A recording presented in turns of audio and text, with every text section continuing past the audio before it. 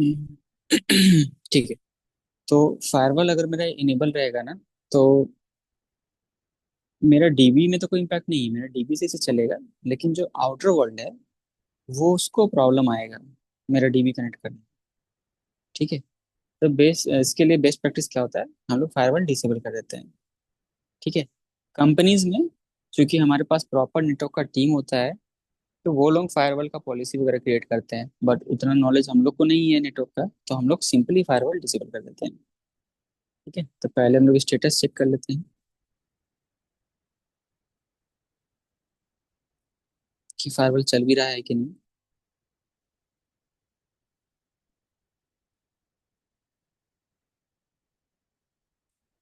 तो देखो firewall active दिख रहा है, इसको स्टॉप कर देते हैं।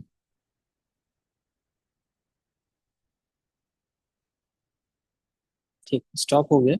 लेकिन इसको डिसेबल भी करना है ताकि ये दोबारा से स्टार्ट ना हो जाए। ठीक है। तो ये मेरा ऑटो स्टार्ट बंद हो गया है।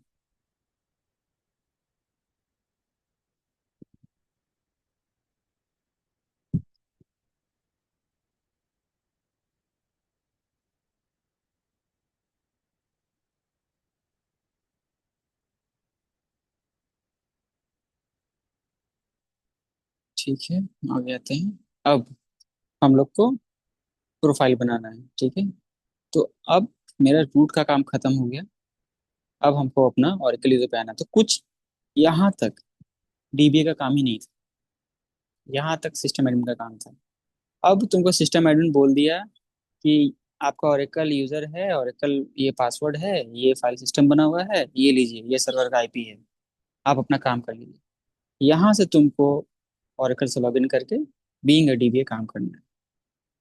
ठीक है। तो हम ओरेकल से हम ये लॉगिन करते हैं। एक मिनट।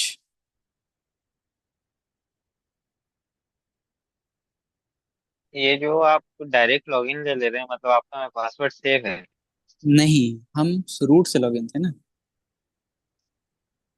रूट को अच्छा। रूट किसी भी यूजर में स्विच कर सकता है, लेकिन अगर जैसे हम अभी ओरेकल में हैं, हम चाहते हैं कि रूट में चले जाएं, तो मेरे से पासवर्ड मांगेगा, है ना। लेकिन रूट तो सुपर यूजर है। हम्म। ठीक है ना। तो आ गए हैं ओरेकल पे। क्या करना है, प्रोफाइल बनाना है। तो फाइल का नाम क्या होता है, बैश अंडरस्कोर प्रोफाइल, अगर लिनक्स में है तो। Bash profile. हाँ, लिनक्स में। बाकी सब में डॉट प्रोफाइल होता है। इसको एडिट करेंगे, पहले से कुछ कुछ लाइन रहेगा, सबको हटा देंगे। ये वाला कॉपी करेंगे, पूरा लाइन हटा दो, जो कॉपी किए उसको पेस्ट कर दिए। ठीक है। देखो यहाँ पे हम लोग डीबी का नाम डिफाइन किए हैं, डीबी prod 1, ये बेस है। ये ऑरेकल होम है जो हम लोग क्रिएट किए हैं पहले। ठीक है। लेकिन अभी अगर हम चेक करेंगे ऑरेकल बेस, तो हमको कुछ नहीं दिखेगा, ना होम दिख रहा है, ना बेस दिख रहा है। ठीक है, क्योंकि अभी अभी हम प्रोफाइल बनाए हैं। और हम जैसे बताए थे हम लोग पहले कि प्रोफाइल लॉगिन करते समय ही कॉल होता है। हम ऑलरेडी लॉगिन कर चुके हैं ओरेकल में। तो अब जो हम प्रोफाइल में चेंज करेंगे वो तब तक इसको अप्लाई में नहीं पोस्टपोन ही होगा। करना होगा। हाँ, या तो हमको नया लॉगिन करना पड़ेगा ओरेकल से, या तो हमको इसको दोबारा से कॉल करना होगा। तो हम इसको दोबारा से कॉल करते हैं। सोर्स, प्रोफाइल का नाम, इंटर मारो। अब दोबारा इको करो, तो होम भी दिखेगा, बेस भी दिखेगा। ठीक है। एक बार चेक कर लेते हैं ये दोनों लोकेशन एग्जिस्ट करता है कि नहीं। तो दोनों लोकेशन एग्जिस्ट करता है। ठीक है, आगे बढ़ सकते हैं। अब हम लोग को सॉफ्टवेयर अनजिप करना है ओरेकल का, और रन इंस्टॉलर चलाना है। अभी हम लोग ग्राफिकल वे में हैं, तो ग्राफिक्स के लिए जो एक सॉफ्टवेयर दिए थे वो X11 वाला एक्समिंग, वो स्टार्ट करना पड़ेगा। तो एक्समिंग को हम स्टार्ट कर लेते हैं। एक्समिंग, देखते हैं स्टार्ट हुआ कि नहीं। ये नीचे में आ जाता है राइट लोअर कॉर्नर में, देखो यहाँ पे क्लिक करेंगे तो रनिंग दिखाना चाहिए। हाँ, चल रहा है। ठीक है। ठीक है। दूसरा चीज क्या देखना है, मेरा ग्राफिक्स इनेबल है कि नहीं। एसएसएस में जाना है। अच्छा, नया में दिखेगा, इसमें नहीं दिखेगा, ओके सॉरी। नया पुट्टी खोलेंगे, एसएसएस में जाएंगे, X11 में क्लिक करेंगे, यहाँ इनेबल में टिक होना चाहिए। ठीक है, लॉगिन करेंगे वापस से। पुराने सेशन पे नहीं काम करेगा, नया सेशन लेना पड़ेगा X11 चालू करने के बाद। ओपन करेंगे और एक से लॉगिन करेंगे। ठीक है, हो गया। पता नहीं एक्स लॉक है कि नहीं, नहीं बस ठीक है। चलो, अब आते हैं हम लोग सॉफ्टवेयर अनजिप कर लेते हैं। तो उसके पहले देखना होगा सॉफ्टवेयर कहाँ पे है। तो हम दिखाए थे, एक हम लोग पीसी का ही एक एक ड्राइव को लिनक्स में माउंट कर लिए थे, ताकि फाइल कॉपी वगैरह करना आसान हो। ठीक है, तो वो देखो अभी नहीं दिख रहा है। तो आज हम लोग दोबारा देख लेते हैं कैसे माउंट करेंगे उसको। जैसे मेरा सारा सॉफ्टवेयर यहाँ पे है ना, मेरा देखो कहाँ की डीबी, यहाँ मेरे डीबी का सॉफ्टवेयर है। ठीक है, तो हमको ये वाला लोकेशन जो है सर्वर पे मेरे को चाहिए लिनक्स पे, तो इसको कॉपी कर लिए, इस पे क्लिक किए, वीएम में गए, सेटिंग में गए,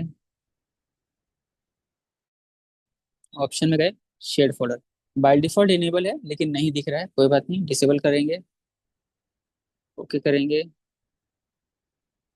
वापस से वीएम, सेटिंग, अदर्स, इसको वापस इनेबल करेंगे। तुम लोग के इसमें अगर ये नहीं दिखेगा तो ऑलवेज इनेबल, यहाँ पे कुछ नहीं रहेगा, ऐड करना रहेगा और ये पाथ देना रहेगा, फिर ओके। अब दोबारा चेक करेंगे तो हमको दिखने लगेगा।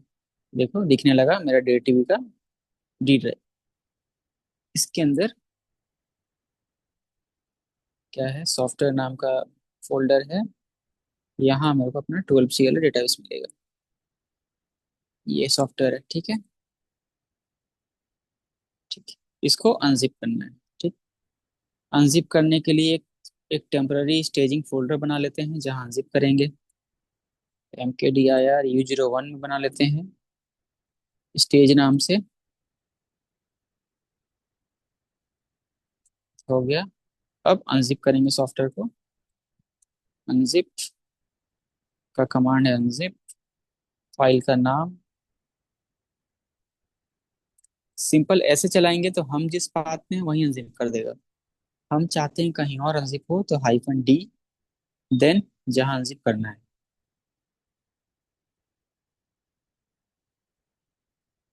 कॉपी, उसको चला दें, अभी अनजिप करेगा।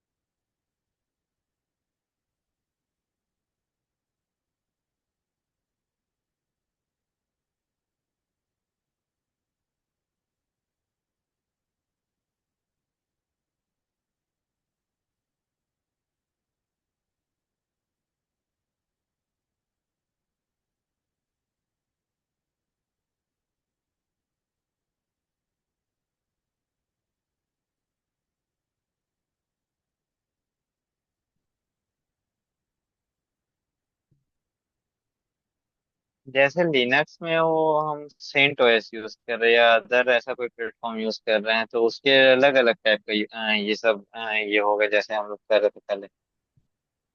अ, जब तक लिनक्स का फ्लेवर नहीं चेंज होगा ना तब तक सेम काम करेगा। सेंट ओएस हो गया, आरएचएल हो गया, ओईएल हो गया, सबका फ्लेवर सेम है, लिनक्स x86-64। अच्छा। जैसे ओरेकल भी जो है ना, ओरेकल डेटाबेस, अलग अलग ऐसा नहीं आता कि सेंट और उसके लिए अलग आएगा, आरएचएल के लिए अलग आएगा, ओरेकल एंटरप्राइज लिनक्स के लिए अलग आएगा, वैसा नहीं, वो सिर्फ लिनक्स के लिए निकालता है। अच्छा, ठीक। एआईएक्स पूरा अलग हो गया, यूनिक्स अलग हो गया। तो उसके लिए अलग से निकलता है। हाँ, उसके लिए अलग है।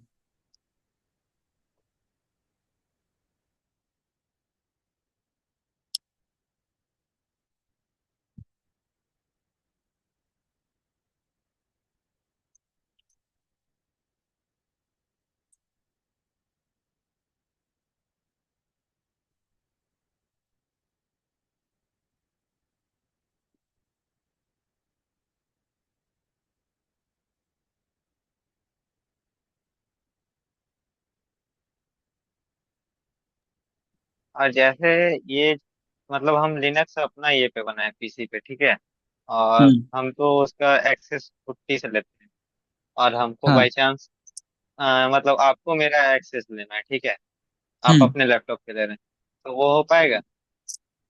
मेरे को और तुमको एक एक कॉमन नेटवर्क पे आना पड़ेगा, अच्छा। जो पॉसिबल नहीं है ओवर द इंटरनेट। अच्छा। मतलब घर में ही एक वाईफाई पे हैं, तो हाँ हम हाँ। और जैसे आप हैं तो शेयर कर सकते हाँ, तो कर सकते हैं। तो ऑफिस में कैसे करता है भैया घर से लॉगिन?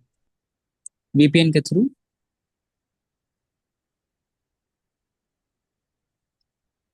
वीपीएन क्या है? वीपीएन का सिंपल ये परिभाषा है, इंटरनेट के थ्रू इंटरनेट में घुसना। सिंपल। इंटरनेट क्या है? प्राइवेट नेटवर्क, जो कंपनी का अपना अंदर का नेटवर्क है, उसको वो लोग इंटरनेट से जोड़ देता है और एक वीपीएन गेटवे क्रिएट करता है, और बोलता है जो जो इस वीपीएन गेटवे तक पहुंच सकता है, और उसका वीपीएन गेटवे कंपनी का नेटवर्क से कनेक्टेड है, यानी वीपीएन तक जो पहुंच गया वो कंपनी का नेटवर्क एक्सेस कर पाएगा। लेकिन हम लोग जैसे आदमी वीपीएन कैसे हम लोग करेंगे? ठीक है। और जो फ्री वीपीएन होता है, हम लोग भले हो सकता है सेटअप कर लें, लेकिन वो रिस्क है ना। हम अपना कंप्यूटर को पूरा इंटरनेट के लिए हम ओपन कर रहे हैं, वो अपने आप में एक एक रिस्क है।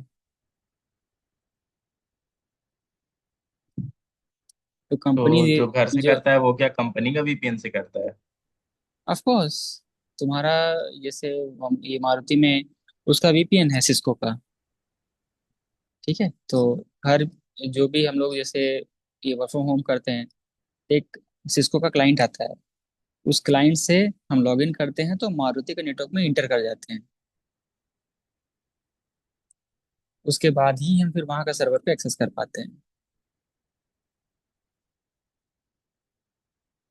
ठीक है। तो देखो मेरा ये अनजिप हो गया है, देख लेते हैं सही से अनजिप हुआ है कि नहीं। ठीक है, फोल्डर वगैरह बन गया है। अब हम लोग प्रोसीड करते हैं इंस्टॉल करने के लिए। ठीक है। तो जहाँ पे अनजिप हुआ है वहाँ पे जाना पड़ेगा उस पाथ में सीडी करके, क्योंकि वहीं पे वो रन इंस्टॉलर वाला फाइल है, यानी सेटअप फाइल है। यहाँ पे रन इंस्टॉलर ये फाइल दिखेगा, ये इसको चलाना है बस। अब ग्राफिक्स अगर हम सही से सेट किए हैं तो ग्राफिक्स मेरे को आना चाहिए स्क्रीन पे।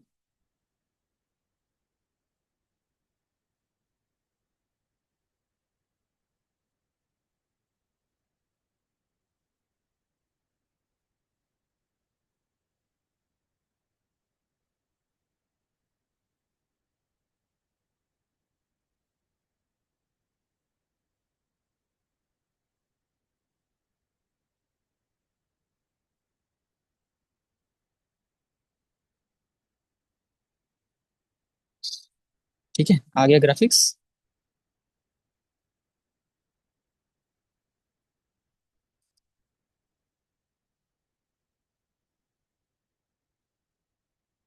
ठीक है। अब यहाँ पे देखो हम लोग क्लिक क्लिक करके हम काम करेंगे, तो ये आसान पड़ता है ग्राफिक्स वाला। चलो, हमको कोई भी सिक्योरिटी अपडेट नहीं चाहिए, अनटिक कर देंगे। ठीक है, नेक्स्ट। ठीक है, ये वार्निंग देता है कि आपने ईमेल वगैरह नहीं दिया है, तो ठीक है, हम इग्नोर कर देंगे। ठीक, क्या करना है, ये दो ऑप्शन देता है।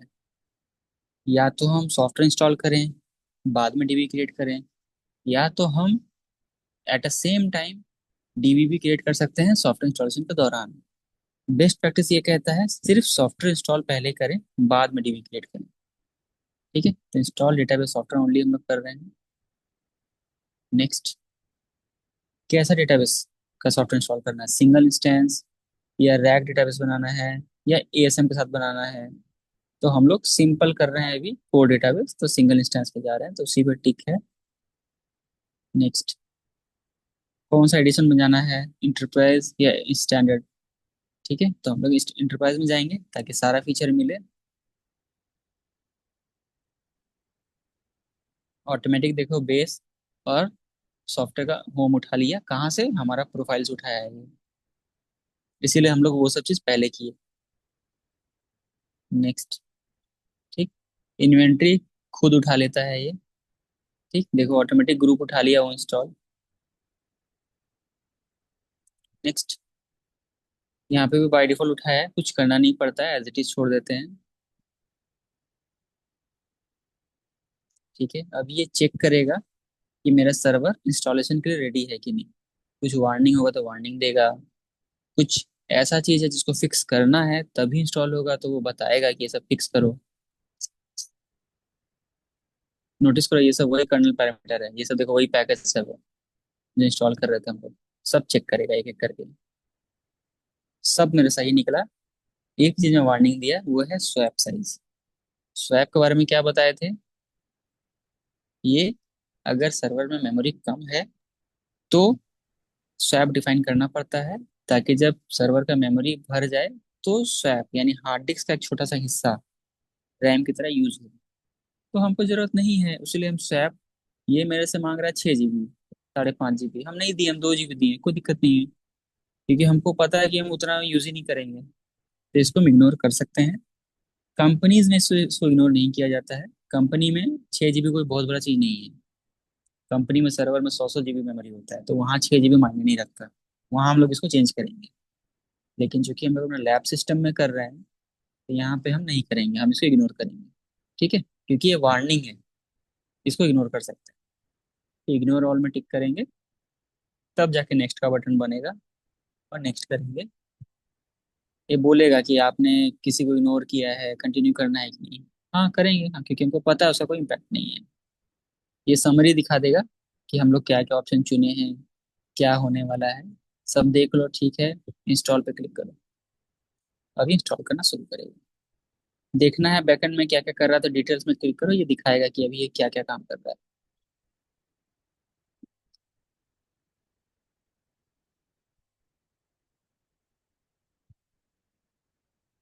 इसको होने में हार्डली 10 से 12 मिनट लगेगा।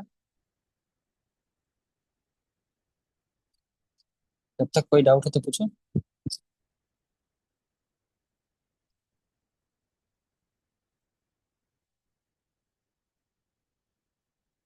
फिर अभी को हटा के फिर से आप साइलेंट में इंस्टॉल कीजिएगा।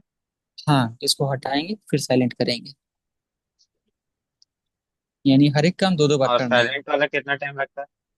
सेम टाइम लगेगा बस। यहाँ जो हमको ये नेक्स्ट नेक्स्ट नेक्स्ट करने में 10 मिनट वेस्ट हुआ मेरा, वहाँ वो 10 मिनट बचेगा।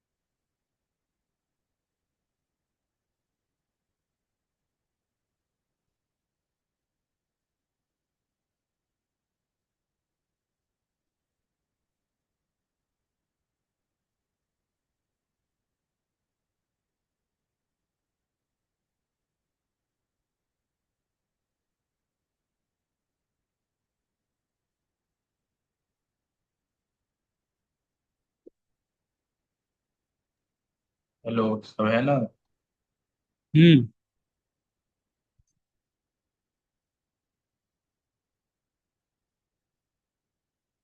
और कुछ है, कुछ पूछने लायक?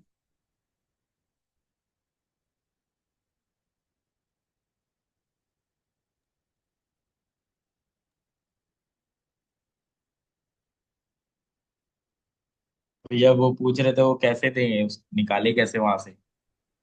कर लिए हैं, बस 2-3 टेस्ट का निकालना बाकी है। उस दिन प्रोफाइल सेट किए थे तो चेक किए, हो गया है। विन से निकाल लो, विन है ना। जैसे उस दिन ये फाइल फोल्डर कॉपी करना बताए थे, वैसे ही करके निकाल लो किसको? बस। किसको? जहाँ तुम्हारा डेटा फाइल है, सॉफ्टवेयर तो तुम दोबारा इंस्टॉल कर सकता नहीं है। आप क्या? नहीं नहीं, ये नहीं पूछ रहे हैं। अरे वो जो आप मांगे थे ना वर्ड फाइल में। अच्छा, वो तुम बोला था ना, तुम फोन में फोटो खींच के लाएगा। हाँ, तो देखे हम नोटपैड में, वो बहुत बड़ा हो जा रहा है, छोटा करने से फोटो क्लियर नहीं आ रहा। कोई बात नहीं, तुम जितना बड़ा फोटो है वैसे ही तुम ये डाल दो वर्डपैड में। वर्डपैड में डालो वर्ड फाइल को, वर्डपैड को सेव करो, उसी को भेज दो। अच्छा। अगर वर्डपैड ठीक। का फाइल बहुत बड़ा हो रहा है तो उसको जिप मार दो। वर्ड वर्ड का फाइल क्यों बड़ा हो? वर्ड नहीं समझे। क्योंकि वर्ड ये बोल रहे ना, वर्ड डॉक्यूमेंट बोल रहे ना? हाँ हाँ, वर्ड डॉक्यूमेंट में जैसे ही हम लोग इमेज पेस्ट करते हैं ना, तो हम्म। वर्ड फाइल का साइज बढ़ जाता है। अच्छा। भैया वो ये पूछ रहा है कि फिर वो फाइल को अपना पास लेगा कैसे या आपको कैसे भेजेगा? अरे नहीं नहीं, ये फोन में तो फोटो खींच लिया फोन में ना, फोटो खींच के उसके बाद अपना लैपटॉप में बनाना। फिर अपना लैपटॉप में वर्ड फाइल बना अच्छा सकता है अच्छा। ना। हाँ तब बना।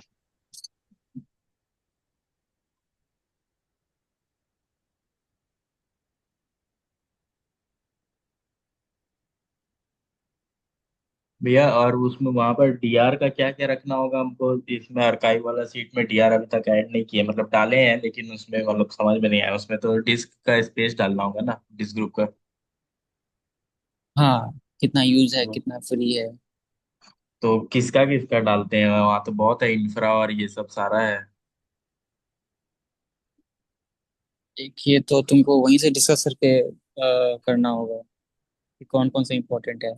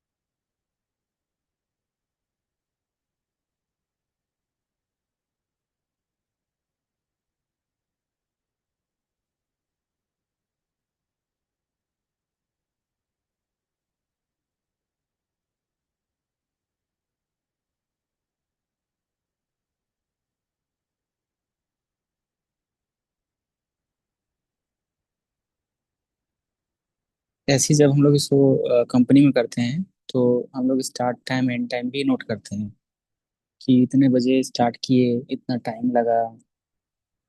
वो सब डेटा भी क्यों? हम लोग मेंटेन करते हैं। क्यों? ठीक है। क्योंकि हम लोग को जब एक्चुअल में आता है, इम्प्लीमेंटेशन आता है, तो प्रॉपर हमसे मैनेजमेंट पूछता है, अच्छा ये काम है, कितना टाइम लगेगा, इतना टाइम के लिए हम तुमको सर्वर दे पाएंगे, इसके पहले करके देना होगा, वगैरह वगैरह। तो जब प्लान ऑफ एक्शन बनता है, उस डॉक्यूमेंट में सभी लिखना पड़ता है। ठीक है, देखो, जब ये चल जाता है तो दो स्क्रिप्ट एग्जीक्यूट करने के लिए आता है। रूट वाला स्क्रिप्ट, इसको चलाना रहता है, जिसको रूट से चलाना रहता है, इसको बस कुछ नहीं, कॉपी करना है, कंट्रोल C, रूट वाला स्क्रीन खोलना है जो एक खुला हुआ था, आ गया रूट पे, पेस्ट कर देना है, चल गया। फिर दूसरा वाला स्क्रिप्ट, कंट्रोल C, पेस्ट। यहाँ पे तुमसे इनपुट मांगेगा, तो कुछ नहीं करना है, इंटर इंटर मारते जाना है। इंटर, यस नो मार रहा है, तो यहाँ पे हमको TFA सेट करने बोल रहा है। TFA बोले तो ट्रेस फाइल एनालाइजर, तो वो हमको नहीं चाहिए, ये हम नो कर रहे हैं। हो गया मेरा सेट। ठीक है, जब ये हो गया, ओके प्रेस करेंगे, देखेंगे मेरा सेटअप हो चुका हो। ठीक है, सक्सेसफुल हो गया, मेरा बाइनरी इंस्टॉल हो गया। वैलिडेट कैसे करेंगे? सिंपल, SQL+-P, तो मेरा दिख गया 12.2 का सॉफ्ट इंस्टॉल हो गया। ठीक है, ठीक है, तो ऐसे मेरा ग्राफिकल वे में सॉफ्टवेयर इंस्टॉल हुआ। ठीक है, इसी तरीके से हम लोग DB भी क्रिएट कर लेते हैं, ताकि एक बार में ग्राफिक्स प्लस डेटाबेस क्रिएशन हो जाएगा, अगली बार साइलेंट DB इंस्टॉलेशन और DB क्रिएशन दोनों एक बार में हो जाएगा। ठीक है, तो DB ग्राफिकल करने क्रिएशन के लिए का, DBC ये करते हैं ना? ग्राफिकल करने के लिए हाँ। साइलेंट भी DBCA से ही होगा। अच्छा। जैसे रन उसमें इंस्टॉलर पूछता है, से, ऑप्शन देता है। हाँ, ग्राफिकल में यही फायदा है कि तुमसे इनपुट मांगेगा, है ना। चलो आते हैं, तो क्या होता है DB क्रिएट करने के लिए? DBCA, database creation assistant. ठीक, इसको मारेंगे इंटर, तो डेटाबेस क्रिएशन वाला ग्राफिक्स खुलेगा।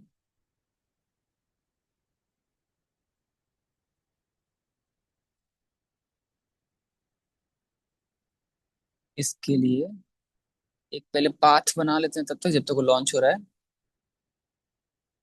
DB क्रिएशन, कहाँ पे मेरा सारा डेटा फाइल रहेगा, है ना, तो U01 में ही बना देते हैं, ओरा डेटा नाम का, ओरा डेटा, ये बना देते हैं पाथ।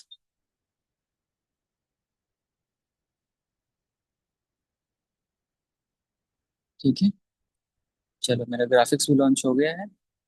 अब ये पूछेगा क्या करना है, क्रिएट करना है डेटाबेस, तो create database, next.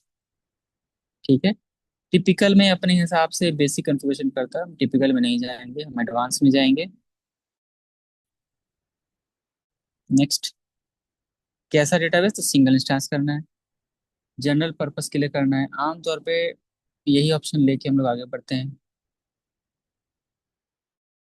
Next, create as container को अनटिक करेंगे, यहाँ पे डेटाबेस का नाम डालेंगे, तो आमतौर पर जो SID होता है उसी नाम से DB का नाम बना देते हैं हम लोग। तो क्या है, DB.1। ठीक है, दोनों जगह सेम हो गया। नेक्स्ट, ठीक है, ये है डेटाबेस का स्टोरेज एट्रीब्यूट, मतलब डेटा फाइल कहाँ क्रिएट करना है। अगर इसको टिपेंगे ना, तो Oracle by default Oracle base के अंदर ही डेटा फाइल बना देगा।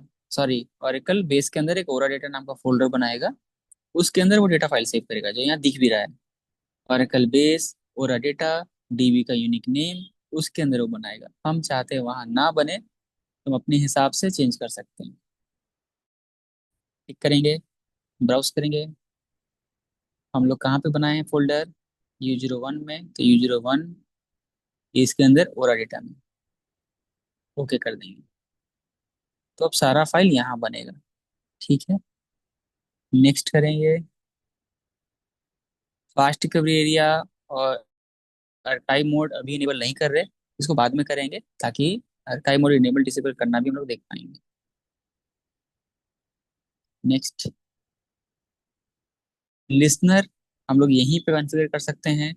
ठीक है, तो यहाँ पे क्रिएट न्यू लिसनर करेंगे। लिसनर का नाम हम जो चाहे दे सकते हैं, जैसे LEISTNER लिसनर। 12C दे देते हैं। पोर्ट 1521 छोड़ रहे हैं by default. Next, vault configure नहीं कर रहे हैं हम लोग। ओरेकल लेवल सिक्योरिटी भी कॉन्फ़िगर नहीं कर रहे हैं। नेक्स्ट, यहाँ पे देखो मेमोरी डिफाइन कर रहे हैं ओरेकल के लिए। ठीक है, तो SGA बाय डिफॉल्ट लिया है 1725, PGA 575। मेरे पास इतना मेमोरी है तो हम इतना ही छोड़ दे रहे हैं। साइजिंग पे आते हैं। 60/40 लेता है ना भैया? हाँ, 60/40 सर्वर पे जितना भी मेमोरी है उसका 60% ओरेकल के लिए छोड़ते हैं। जैसे सर्वर पे 6 GB है, तो 60% हो गया कितना, 6 से 36, 3.5, 3.5 GB। 3.5 GB में फिर 60/40 बांटते हैं। 3.5 में जैसे 60 करो तो 1800। 1800 SGA, बाकी PGA, ऐसे ओरेकल बांटता है। तो उस हिसाब से कैलकुलेट करके यहाँ पे बांट चुका है। ठीक है, तो हमको कुछ छेड़छाड़ नहीं करना है, ठीक है चल जाएगा मेरा इतना। हम चाहे तो बढ़ा सकते हैं, मेरे पास और मेमोरी है। हम चाहे तो PGA और बढ़ा देते हैं, मेरा मर्जी है। ठीक है, बट इनफ है मेरे लिए। साइजिंग पे आते हैं। इस पे देखो DB का block size by default 8 KB उठाता है। ठीक है, फिर प्रोसेस का लिमिट, डेटाबेस में कितना प्रोसेस क्रिएट होगा वो अभी ही डिफाइन हम लोग कर सकते हैं। तो 300 डिफाइन है, इसको हम लोग बाद में चेंज कर सकते हैं। ठीक है, कैरेक्टर सेट, ये हम लोग को एप्लीकेशन टीम से पूछना पड़ता है। क्यों? क्योंकि डेटा वो स्टोर करेगा, तो वो किस तरीके का डेटा स्टोर करेगा वो उसको पता है। तो वही बताता है कैरेक्टर सेट क्या यूज करना है। अगर वो नहीं बता रहा है तो हम लोग बाय डिफॉल्ट यूनिकोड पे जा सकते हैं। ये सबको सपोर्ट करता है, ये वाला कैरेक्टर सेट। चाइनीज, हिंदी सब सपोर्ट करता है ये। तो इसको लेकर हम लोग बढ़ जाते हैं। ठीक है, कनेक्शन मोड, डेडिकेटेड में जाना है या शेयर्ड में, इसका हम लोग आर्किटेक्चर पढ़ेंगे। जब ओरेकल आर्किटेक्चर पढ़ेंगे तो डेडिकेटेड शेयर्ड में आएंगे। हाई लेवल बता दें तो हाई लेवल इसका कुछ ऐसा है, एक ओरेकल का सेशन के लिए डेटाबेस में एक प्रोसेस क्रिएट होगा। ठीक है, लेकिन शेयर्ड सर्वर में क्या होगा, सर्वर पे एक ही प्रोसेस क्रिएट होगा। वो एक सर्वर प्रोसेस ओरेकल का 10-10 सेशन को मैनेज करेगा। इससे फायदा ये होगा, सर्वर में कम रिसोर्स खपत होगा। ठीक है, और वही अगर ओरेकल का हर सेशन के लिए सर्वर में एक डेडिकेटेड प्रोसेस बने तो ज़्यादा प्रोसेस, ज़्यादा मेमोरी, ज़्यादा CPU खाएगा, सिंपल। तो आमतौर पे कंपनी में डेडिकेटेड मिलता है, इसलिए हम लोग डेडिकेटेड पे जा रहे हैं। सैंपल स्कीमा क्या होता है, क्योंकि हम लोग लर्निंग पर्पस के लिए कर रहे हैं इंस्टॉल, तो प्रैक्टिस करने के लिए टेबल इंडेक्स चाहिए ना, उसके लिए सैंपल स्कीमा है। इसको टिक करेंगे तो ओरेकल सैंपल स्कीमा भी इसमें क्रिएट कर देगा, जिससे हम लोग अपना सीक्वल क्वेरी प्रैक्टिस कर पाएंगे। नहीं तो हमको अपना टेबल क्रिएट करना पड़ेगा। ठीक है, नेक्स्ट, इंटरप्राइज मैनेजर हम लोग कॉन्फ़िगर नहीं करेंगे, ये अलग चीज़ है। ठीक है, और हमारा सिलेबस का पार्ट भी नहीं है। सिस का पासवर्ड डिफाइन करना है। ठीक है, तो सिस और सिस्टम ओरेकल का दो इंटरनल यूजर होता है, जिसमें सिस सुपर यूजर होता है। तो हम दोनों का सेम पासवर्ड रख देंगे। हम यहाँ पर अपना हम रख रहे हैं sys#123, 2 बार मांगता है। ठीक है, ये वार्निंग दे रहा है कि एज पर स्टैंडर्ड हम पासवर्ड नहीं डाले हैं और 8 से 10 कैरेक्टर का होना चाहिए। कोई नहीं, हम एक्सेप्ट करके बढ़ जाएंगे। ठीक है, अब कुछ नहीं करना है, क्रिएट डेटाबेस में टिक है, सब ठीक है। नेक्स्ट, यहाँ एक बार और भी देख लो, जो जो हम लोग चुने हैं सब आ जाएगा। डेटा फाइल देखो कहाँ बन रहा है, यूजर वन और डेटा में बन रहा है, सब ठीक है। कंट्रोल फाइल कहाँ बन रहा है, यहीं बन रहा है। रीडर कहाँ बन रहा है, यहीं बन रहा है।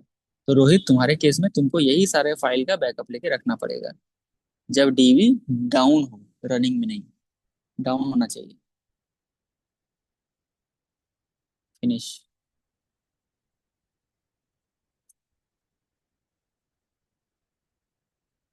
ठीक है, इसको होने में फिर से 15 मिनट लगेगा।